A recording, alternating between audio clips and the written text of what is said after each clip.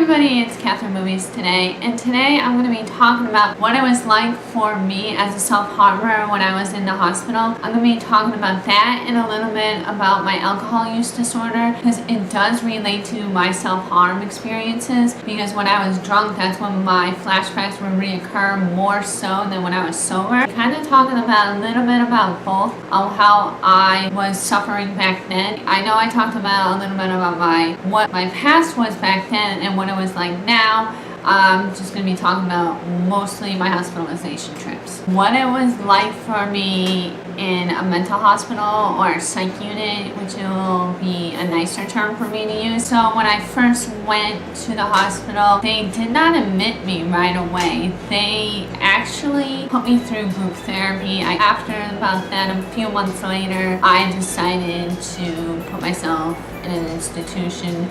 I was not feeling safe, I was feeling anxious, and my memories were very intrusive, and so I entered into the psych unit for the first time. When I entered the psych unit, I didn't have a doctor's order, and I did have a psychiatrist finally. What happened was I got admitted and I didn't tell anybody. I kind of just fell off the face of the earth. I entered the unit and I was quite terrified because I did not know what to expect. When I was there, it was quiet for the first few days. Psych units are not quiet. When I went to this unit, it was okay the first couple of days. I didn't feel like I wanted to hurt myself. I was just kind of there to get my meds readjusted because I was on the Celexa and the Lexapro at the time. I kept switching. What happened was the second night, there was this girl and she was very loud, and during the middle of the night, I heard something beating on the walls, and she was screaming, and she was just repeating the same stuff over and over again, and I had no idea what was going on. And then once the noise died down, I would go out front and ask for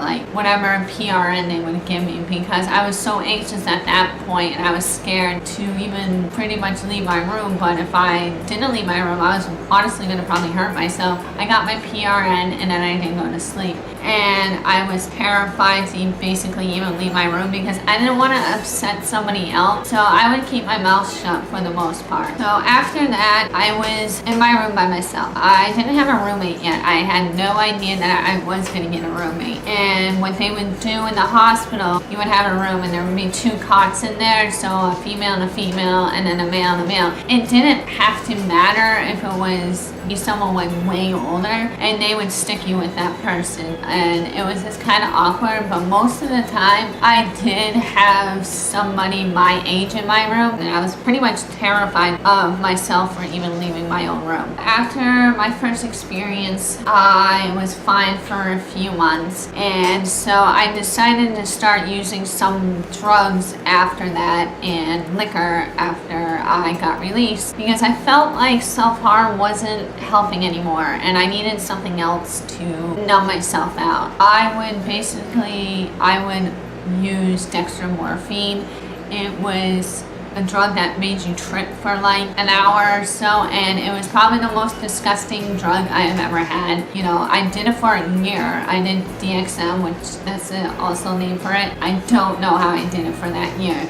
And so after that, I kept going into the institutions, and finally I quit dextromorphine. I was smoking marijuana too at the time, and so I tried those two drugs. I wouldn't go any further than dextromorphine or marijuana. After I quit those, I would try something else, and then if I didn't like that very much, I tried something else. I did a lot of experimenting when it came to drug use, and that was not a good idea, because then that's when I really felt like I wanted to self-harm. The experimenting later on didn't really go that far. After going into hospitals for alcoholism, I would even self-harm in the unit. I would find blades, I would find plastic knives, I would find anything to cope with the pain. I got caught a couple times. I didn't think I was going to get caught. It was because it was the way I looked. And when I got caught, I was told to go in a quiet room, or I was told to go in isolation, and I refused. I actually said I'd rather go in a quiet room, but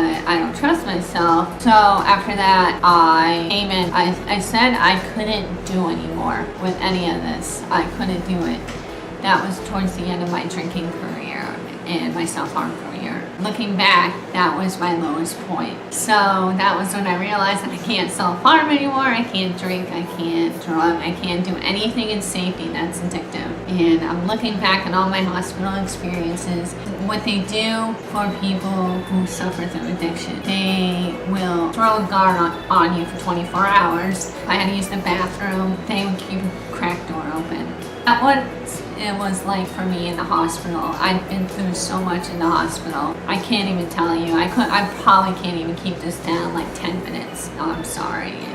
But I just want to thank the 22 subscribers again. Please feel free to subscribe. Give me a like this. Give me a thumbs up. And if you like my story, give me a comment. If you're going through something similar, what I've been through, feel free to give me a comment, or if you have any questions about it, also give a comment down below, and I'll be talking to you soon.